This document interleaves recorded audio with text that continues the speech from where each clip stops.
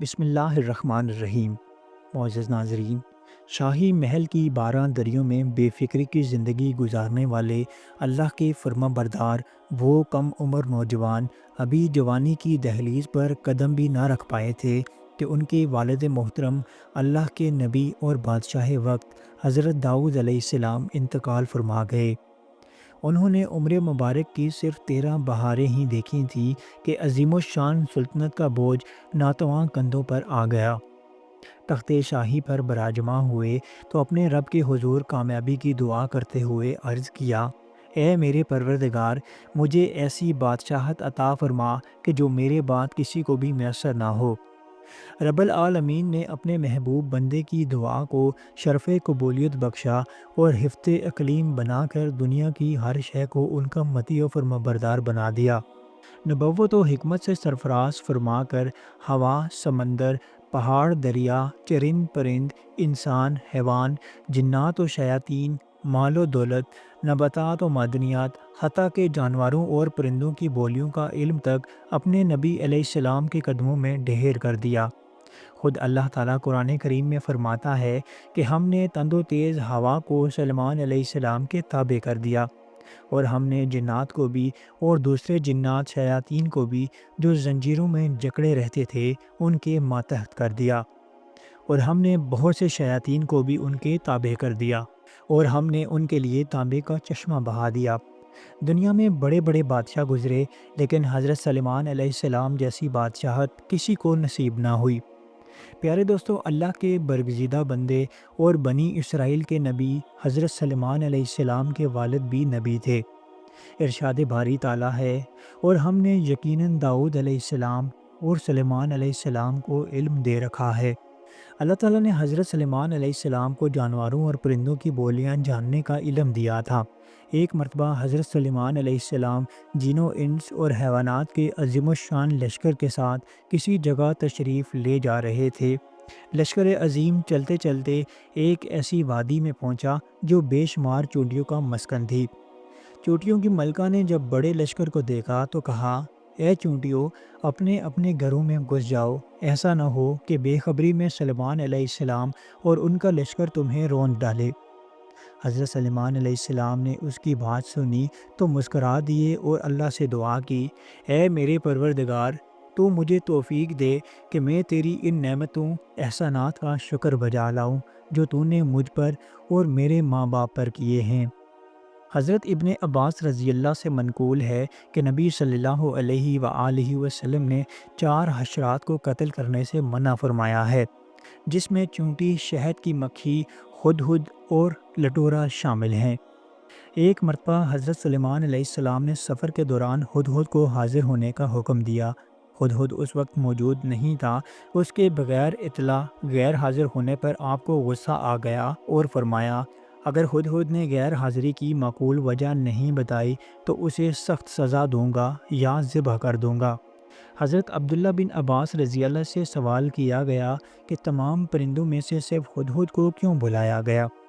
آپ نے جواب دیا، حضرت سلیمان علیہ السلام نے کسی ایسی جگہ قیام فرمایا تھا جہاں پانی نہیں تھا۔ اللہ تعالیٰ نے ہدہد کو یہ خاصیت عطا فرمائی ہے کہ وہ زمین کے اندر کی چیزوں اور زمین کے اندر بہنے والی چشموں کو دیکھ لیتا ہے۔ حضرت سلیمان علیہ السلام کا مقصد یہ تھا کہ ہدہد سے معلوم کریں کہ اس میدان میں کتنی گہرائی میں پانی ہے۔ ہدہد کی نشاندہی کے بعد وہ جنات کو حکم دیتے کہ زمین کھود کر پانی نکالو۔ یہ ایک عجیب بات ہے کہ ہدہد زمین کے اندر کی چیزوں کو دیکھ لیتا ہے، لیکن اسے زمین کے اوپر شکاری کا بچھایا ہوا جال نظر نہیں آتا اور عموماً جال میں پھنس جاتا ہے۔ ابھی کچھ ہی دیر گزری تھی کہ ہدہد حاضر ہو گیا اور کہنے لگا، میں آپ کے لیے ایک ایسی خبر لایا ہوں جس کا آپ کو علم نہیں۔ میں آپ کے پاس ملک یمن سے ایک سچی خبر لایا ہوں۔ میں نے دیکھا کہ ایک عورت وہاں کے لوگوں پر بادشاہت کر رہی ہے اور اسے وہاں ہر قسم کی چیز میسر ہے۔ اس کا تخت بھی بڑی عظمت والا ہے۔ میں نے اسے اور اس کی قوم کو اللہ تعالیٰ کو چھوڑ کر سورج کو سجدہ کرتے ہوئے پایا، اور شیطان نے ان کے اعمال انہیں آراستہ کر کے دکھائے ہیں اور انہیں صحیح راستے سے روک رکھا ہے۔ پس وہ ہدایت پر نہیں آتے کہ اس اللہ کو سجدہ کریں جو آسمانوں اور زمینوں کی پوشیدہ چیزوں کو باہر نکالتا ہے، اور جو کچھ تم چھپاتے ہو اور ظاہر کرتے ہو وہ سب کچھ جانتا ہے کہ وہی عظمت والا عرش کا مالک ہے۔ حضرت سلیمان علیہ السلام نے کہا کہ اب ہم دیکھیں گے کہ تو نے سچ کہا ہے یا جھوٹ۔ تو ایسا کر کہ میرا ہاتھ لے جا کر اسے دے، اور پھر ان کے پاس سے ہٹ جا اور دیکھ کہ وہ کیا جواب دیتے ہیں۔ پیارے دوستوں، میں یہاں آپ کو بتاتا چلوں کہ قوم سبا 800 سال قبل مسیح کے لگ بھگ یمن کے علاقے میں آباد تھی۔ انہوں نے اپنے پہاڑی علاقوں میں بہت سے بند تعمیر کر رکھے تھے، جن میں سب سے بڑے بند کا نام سد مارب تھا۔ انہوں نے ان بندوں سے چھوٹی چھوٹی نہریں نکال کر میدانی علاقوں کو سیراب کرنے کے لیے ایک مربوط و مؤثر نظام بھی بنا رکھا تھا، جس کی وجہ سے باغات کے سلسلے سینکڑوں میل دور تک پھیلے ہوئے تھے۔ اس زمانے میں یمن تہذیب و تمدن کا گہوارہ تھا، جس کی شان و شوکت دیکھنے سے تعلق رکھتی تھی، مگر پھر آہستہ آہستہ وہ قوم مذہبی اور اخلاقی زوال کا شکار ہوئی تو اللہ تعالیٰ نے انہیں نبیوں کے ذریعے متنبع فرمایا۔ بالآخر ان کی ناشکری اور سرکشی کی سزا دی گئی اور انہیں فراہم کردہ تمام نعمتیں سلب کر لی گئیں۔ اللہ تعالیٰ کے حکم سے ان کا سب سے بڑا بند سد مارب ٹوٹ گیا، اور یوں ایک خوفناک سیلاب قہر خداوندی بن کر ان پر ٹوٹ پڑا، اور اس قوم کا نام و نشان ایسا مٹا کہ دنیا میں ان کی صرف داستانیں ہی باقی رہ گئی۔ قوم سبا پر سیلاب کے عذاب کا یہ واقعہ آن حضرت صلی اللہ علیہ وآلہ وسلم کی ولادت سے تقریباً 125 سال قبل یعنی 450 عیسوی کے لگ بھگ پیش آیا۔ پیارے دوستو، بند ٹوٹنے کی وجہ سے یہ علاقہ مکمل طور پر تباہ ہو گیا۔ سیلاب کے عذاب سے زندہ بچ جانے والے لوگ عراق اور عرب کے دوسرے علاقوں میں ہجرت کر گئے۔ یثرب میں آباد ہونے والے قبائل اوس و خزرج کا تعلق بھی یمن سے تھا۔ قوم سبا کی تباہی کے بعد مذکورہ تجارتی شاہراہ پر قریش مکہ کی اجارہ داری قائم ہو گئی۔ ملکہ سبا کا نام تاریخی کتب میں بلقیس بنت شراحل بتایا گیا ہے کہ ملکہ بلقیس کے باپ دادا ملک یمن کے بادشاہ تھے۔ روایت کے مطابق ملکہ بلقیس کی ماں جنات میں سے تھی۔ اللہ تعالیٰ نے ملکہ بلقیس کو وسیع مملکت، شان و شوکت، مال و دولت، ہیرے جواہرات کے علاوہ خوب حسن و جمال بھی عطا فرمایا تھا۔ ان کی قوم سورج کی پرستش کرتی تھی۔ بعض نے لکھا کہ یہ مجوسی تھے جو آنکھ سمیت ہر روشنی کی پرستش کرتے ہیں۔ پیارے دوستو، ہدہد نے حضرت سلیمان علیہ السلام کا خط لیا اور اڑتا ہوا ملک یمن پہنچا، اور محل کے اندر ملکہ کو تلاش کرتا ہوا اس کے کمرے تک جا پہنچا۔ دیکھا کہ ملکہ اس وقت آفتاب کی پوجا کر رہی ہے۔ ہدہد ہاتھ اس کے قریب ڈال کر وہاں سے ہٹ گیا۔ ملکہ نے اپنے قریب ایک خط پڑا دیکھا تو بڑی حیران ہوئی، لیکن جب اسے کھول کر پڑھا تو بڑی متفکر ہو گئی۔ چنانچہ فوری طور پر تمام درباری طلب کر لیے۔ ملکہ بلقیس اپنے دربار میں ہیرے جواہرات سے مزین خوبصورت تخت شاہی پر براجمان تھی۔ تمام درباری تجسس بری نظروں سے ملکہ کی طرف دیکھ رہے تھے اور بے چینی سے منتظر تھے کہ ملکہ عالیہ اچانک ہنگامی اجلاس طلب فرمانے پر کچھ اظہار خیال کریں۔ ملکہ نے وسیع و عریض اور عالی شان دربار کے چاروں جانب ایک نظر دوڑائی اور پھر یوں گویا ہوئی: اے اہل دربار، مجھے ایک بڑا اہم اور باوقت خط فلسطین اور شام کے عظیم فرما روا سلیمان علیہ السلام کی جانب سے موصول ہوا ہے، جو مہربان اللہ کے نام سے شروع ہے، جس میں لکھا ہے کہ تم میرے سامنے سرکشی نہ کرو اور مسلمان بن کر میرے پاس آ جاؤ۔ اے میرے سردارو، تم اس معاملے میں مجھے مشورہ دو، میں کسی امر کا قطعی فیصلہ تمہارے مشورے اور رائے کے بغیر نہیں کرتی۔ اس پر وہ بولے: ہم بڑے زور آور اور سخت جنگجو ہیں، آپ خود ہی سوچ لیجئے کہ ہمیں آپ کیا کچھ حکم فرماتی ہیں۔ پیارے دوستو، ملکہ سبا نے کہا کہ یہ طاقتور بادشاہ جب کسی بستی میں داخل ہوتے ہیں تو اسے فتح کرنے کے دوران اجاڑ دیتے ہیں، اور وہاں کے باعزت لوگوں کو قتل و غارت گیری کے بعد قیدی بنا کر ذلیل و خوار کر دیتے ہیں، اور یہ لوگ بھی ہمارے ساتھ ایسا ہی کریں گے۔ چنانچہ میں انہیں تحفے بھیج کر دیکھتی ہوں کہ ان کا کیا رد عمل ہوتا ہے۔ اس سے ہمیں اندازہ ہو جائے گا کہ سلمان علیہ السلام کوئی عام دنیا دار بادشاہ ہیں یا اللہ کے نبی جن کا مقصد اللہ کے دین کا غلبہ ہے۔ اگر انہوں نے ہمارے یہ تحفے قبول نہیں کیے تو یقیناً ان کا مقصد دین الہی کی سربلندی ہے۔ اس صورت میں ہمارے پاس بھی ان کی اطاعت کے سوا کوئی چارہ نہیں ہوگا۔ اسرائیلی روایات کے مطابق ملکہ بلقیس نے جو تحائف دربار سلمانی علیہ السلام میں بھیجے ان میں سونے چاندی کی اینٹیں، قیمتی موتی جواہرات، 100 حسین ترین کنیزیں، 100 غلام اور ملکہ کی جانب سے ایک خط شامل تھا۔ اللہ تعالیٰ نے اپنے نبی علیہ السلام کو ان تحائف کی تفصیل وحی کے ذریعے پہلے ہی بتا دی تھی۔ چنانچہ حضرت سلمان علیہ السلام نے جنات کو حکم دیا کہ شہر میں داخل ہونے والے راستے پر سونے چاندی کی اینٹوں کا فرش بچھا دیا جائے اور راستے کے دونوں جانب سونے کے بنے ہوئے عجیب الحرکت جانور کھڑے کر دیے جائیں۔ وزراء اور عمال سلطنت کی تمام کرسیوں اور فرنیچر کو سونے کا کر دیا جائے۔ دربار کو ہیرے جواہرات سے مزین کیا جائے۔ غرض جب ملکہ بلقیس کے قاصد اپنے تحائف لے کر وہاں پہنچے اور انہوں نے یہ سب کچھ دیکھا تو شرمندہ ہونے کے ساتھ ساتھ بہت زیادہ مرغوب بھی ہوئے۔ حضرت سلمان علیہ السلام نے قاصدوں سے فرمایا، کیا تم لوگ مال و دولت سے میری مدد کرنا چاہتے ہو؟ مگر دیکھ لو جو کچھ میرے اللہ نے مجھے دیا ہے وہ اس سے بہت زیادہ ہے جو تمہیں میسر ہے۔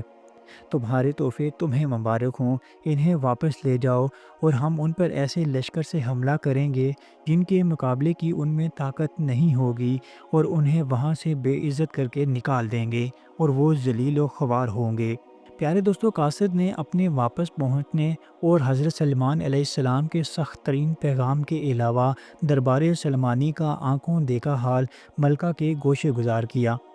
ملکہ بلقیس ایک سمجھدار، دانا اور جہان دیدہ عورت تھی۔ فوراً سمجھ گئی کہ یہ کوئی عام بادشاہ نہیں بلکہ واقعی اللہ کے نبی ہیں۔ لہٰذا اپنے ملک کو جنگ و جدل سے بچانے کے لیے انہوں نے بنفس نفیس حضرت سلمان علیہ السلام کے دربار میں حاضر ہو کر اپنی اطاعت کا یقین دلانے کا فیصلہ کیا اور ایک دن اپنے مصاحبین کی ایک جماعت کے ساتھ ملک شام کی جانب روانہ ہو گئیں۔ یمن سے ملک شام کا فاصلہ طویل تھا۔ ملکہ ابھی راستے ہی میں تھی کہ اللہ تعالیٰ نے حضرت سلمان علیہ السلام کو وحی کے ذریعے مطلع فرما دیا کہ ملکہ بلقیس تمہاری فرما بردار بن کر حاضر ہو رہی ہے۔ یہی موقع تھا کہ جب حضرت سلمان علیہ السلام نے ملکہ اور اس کے مصاحبین کو مزید شان اعجازی دکھانے کا فیصلہ کیا تاکہ وہ جان سکیں کہ اللہ کے نیک لوگ شان و مرتبے میں کفار سے کہیں زیادہ طاقتور اور باکمال ہوتے ہیں۔ پھر حضرت سلمان علیہ السلام نے تخت بلقیس کو حاضر کرنے کا حکم دیا۔ آپ علیہ السلام نے فرمایا، اے سردارو، تم میں سے کوئی ایسا ہے جو ان کے فرما بردار ہو کر پہنچنے سے پہلے ملکہ کا تخت ہمارے پاس حاضر کر دے۔ جنات میں سے ایک قوی ہیکل جن نے کہا، قبل اس کے کہ آپ علیہ السلام اپنی جگہ سے اٹھیں میں اس تخت کو آپ کے پاس لا حاضر کرتا ہوں۔ میں اس پر قادر ہوں اور ایماندار بھی ہوں۔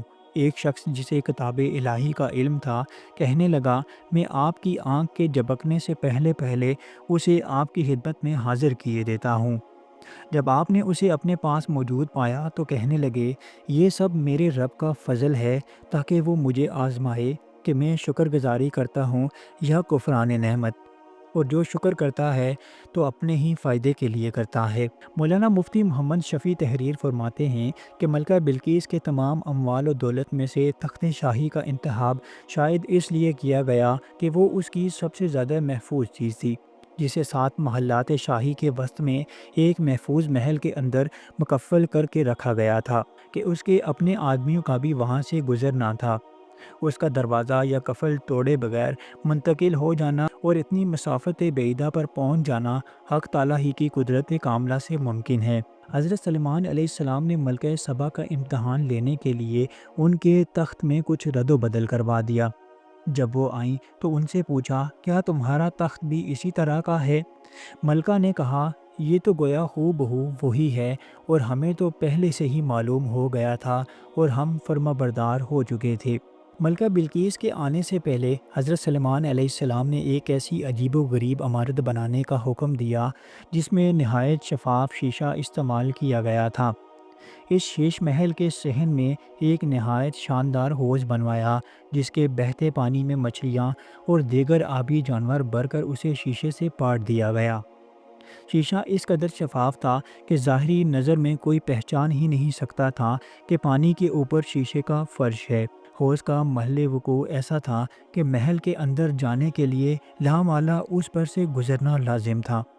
یہ سب کچھ کرنے کا مقصد یہ تھا کہ حضرت سلیمان علیہ السلام چاہتے تھے کہ ملکہ بلقیس کو نبوت کی اعجاز و شان دکھانے کے علاوہ انہیں اپنی عظیم و شان سلطنت کی ظاہری شان و شوکت کی ایک جھلک بھی دکھا دی جائے، تاکہ ملکہ کو حضرت سلمان علیہ السلام کی ظاہری و باطنی شان و شوکت اور دینی و دنیاوی جاہ و جلال کا اندازہ ہو جائے۔ نیز اللہ تعالیٰ نے اپنے نبی حضرت سلمان علیہ السلام کو تاریخ انسانیت میں جو ممتاز مقام عطا فرمایا وہ قوم سبا کی ملکہ عالیہ اور ملک یمن کے فرمان روا اور ان کے مصاحبین اپنی آنکھوں سے مشاہدہ کر لیں۔ پیارے دوستو، استقبالیہ تقریب کے اختتام پر حضرت سلمان علیہ السلام نے ملکہ بلقیس کو محل کے اس محسوس حصے کی جانب چلنے کی دعوت دی جو جنات کے ذریعے خصوصی طور پر ملکہ کے لیے تیار کروایا گیا تھا۔ ملکہ حضرت سلمان علیہ السلام کے محل کے طلسم میں کھوئی ہوئی تھی کہ حضرت سلمان علیہ السلام نے ان کی اندرونی کیفیت کا اندازہ کرتے ہوئے انہیں ایک بار پھر محل کے اندرونی حصے میں چلنے کی دعوت دی۔ ملکہ بلقیس دنیا کی عظیم ترین بادشاہت کی حسین ترین ملکہ تھی۔ ان کے وہم و گمان میں بھی نہ تھا کہ اس دنیا میں کوئی اور ہستی ان سے بھی زیادہ جاہ و جلال کی مالک ہو سکتی ہے۔ ملکہ حیرتوں کے سمندر میں ڈوبی اپنی نشست سے اٹھی۔ حضرت سلمان علیہ السلام نے ملکہ کو آگے بڑھنے کا اشارہ کیا اور خود چند قدم پیچھے ہو گئے۔ ملکہ نے آگے بڑھ کر شیش محل کے نفیس و شفاف فرش پر قدم رکھنا چاہا، لیکن دیکھا کہ صحن میں پانی بھرا ہوا ہے جس میں محل کے ستونوں اور میزبانوں کا عکس نظر آ رہا ہے۔ تو ملکہ نے سوچا کہ شاید پانی سے گزر کر آگے جانا بھی اس ملک کی کوئی استقبالیہ رسم ہوگی۔ چنانچہ انہوں نے پانی سے گیلا ہونے سے بچنے کے لیے اپنا دامن اوپر اٹھایا۔ حضرت سلمان علیہ السلام نے کہا، یہ ایسا محل ہے جس کے نیچے بھی شیشے جڑے ہوئے ہیں۔ وہ بول اٹھیں کہ اے میرے پروردگار، میں خود پر ظلم کرتی رہی ہوں، اب میں سلمان علیہ السلام کے ساتھ اللہ رب العالمین کی مطیع و فرما بردار بنتی ہوں۔ یعنی جب ملکہ کو فرش کی حقیقت کا علم ہوا تو اپنی کوتاہی اور غلطی کا بھی احساس ہو گیا اور انہوں نے اپنی کم علمی کا اعتراف کرتے ہوئے مسلمان ہونے کا اعلان کر دیا۔ ملکہ بلقیس کے مسلمان ہونے کے بعد کیا ہوا، قرآن کریم یا کسی حدیث مبارکہ میں اس کی تفصیل نہیں ملتی۔ روایت میں ہے کہ اس کے بعد ملکہ بلقیس حضرت سلمان علیہ السلام کے نکاح میں آ گئی تھی، انہیں ان کے ملک میں برقرار رکھ کر یمن واپس بھیج دیا گیا تھا۔ حضرت سلمان علیہ السلام ہر مہینے وہاں تشریف لے جاتے اور 3 روز قیام فرماتے تھے۔ حضرت سلمان علیہ السلام نے ان کے لیے ملک یمن میں 3 عمدہ محلات ایسے تعمیر کروا دیے تھے جن کی مثال و نظیر نہیں ملتی۔ پیارے دوستو، امام احمد بن حنبل حضرت عبداللہ بن عباس سے روایت نقل فرماتے ہیں کہ ایک شخص نے رسول اللہ صلی اللہ علیہ وآلہ وسلم سے دریافت کیا کہ صبا جس کا قرآن میں ذکر ہے وہ کسی مرد یا عورت کا نام ہے یا زمین کے کسی حصے کا؟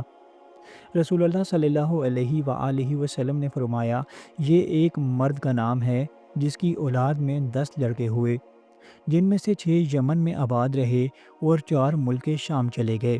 سبا کا اصل نام عبد شمس اور لقب سبا تھا۔ قوم سبا جنوبی عرب کی مشہور تجارت پیشہ قوم تھی جس کا دارالحکومت مارب تھا، جو موجودہ یمن کے دارالسلطنت صنعا سے 55 میل شمال مشرق میں واقع تھا۔